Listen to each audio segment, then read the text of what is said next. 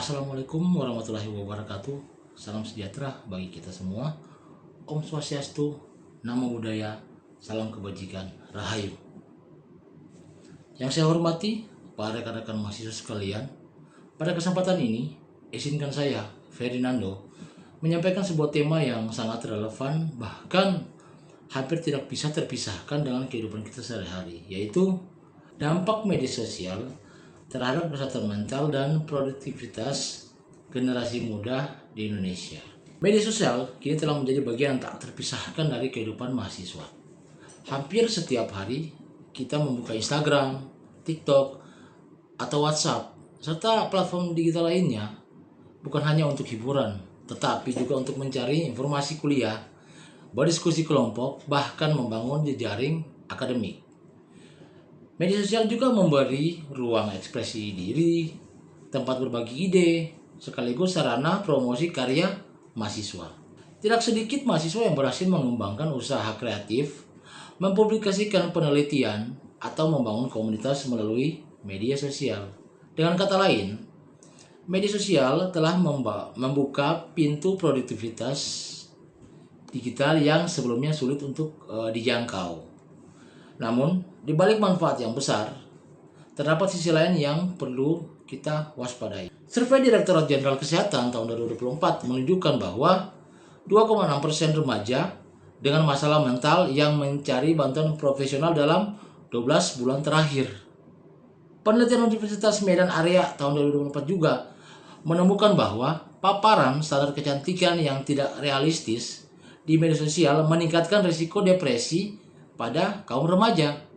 Sementara itu, ada juga studi BINUS University tahun 2025 yang menegaskan bahwa penggunaan media sosial lebih dari 2 jam per hari berhubungan dengan meningkatnya gejala kecemasan dan depresi.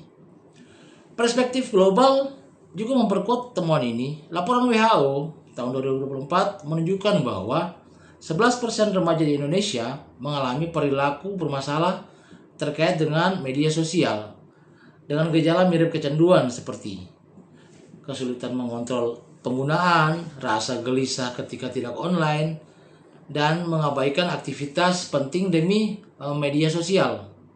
Bagi mahasiswa, hal ini sering terlihat dalam bentuk begadang karena scrolling tanpa henti, menunda tugas kuliah yang harus dikerjakan, atau kehilangan fokus saat belajar di perpustakaan. Fenomena ini menunjukkan bahwa media sosial dapat menimbulkan tekanan psikologi seperti kecemasan, depresi, dan juga rasa rendah diri akibat perbandingan sosial yang tidak sehat. Cyberbullying semakin marak, membuat korban kehilangan kepercayaan diri dan menurunkan produktivitas akademik dari mahasiswa itu sendiri. Selain itu, kecenderungan digital menyebabkan gangguan tidur karena paparan cahaya biru layar itu yang pada akhirnya mengurangi konsentrasi saat kuliah maupun penelitian. Tidak jarang pula muncul fenomena fear of missing out atau biasa kita kenal dengan istilah FOMO, di mana mahasiswa merasa cemas dan tidak puas dengan kehidupannya karena takut tertinggal tren. Meski demikian, kita tidak boleh hanya melihat dari sisi negatifnya saja. Media sosial tetap memiliki potensi besar bila digunakan secara bijak. Mahasiswa dapat memanfaatkannya untuk memperluas wawasan, membangun jejaring profesional, dan mengembangkan usaha kreatif. Oleh karena itu, solusi yang dapat kita lakukan antara lain membatasi penggunaan media sosial, fokus kepada konten-konten yang positif, yang memberi inspirasi, serta meningkatkan literasi digital kita melalui kegiatan di kampus. Selain itu, akses terhadap pelayanan konseling di universitas perlu diperluas agar mahasiswa itu sendiri memiliki tempat aman untuk berkonsultasi. Ya, jadi kata lain dia bisa merasa nyaman untuk berkonsultasi. Rekan mahasiswa yang saya hormati, media sosial adalah pedang yang bermata dua kalau menurut saya ya. Ia bisa menjadi sarana produktif dan inspiratif, namun bisa juga berpotensi menimbulkan masalah kesehatan mental bila tidak digunakan dengan bijak. Jadi mari kita bersama-sama membangun kesadaran, membatasi penggunaan berlebihan, dan memanfaatkan media sosial untuk hal-hal yang bersifat positif.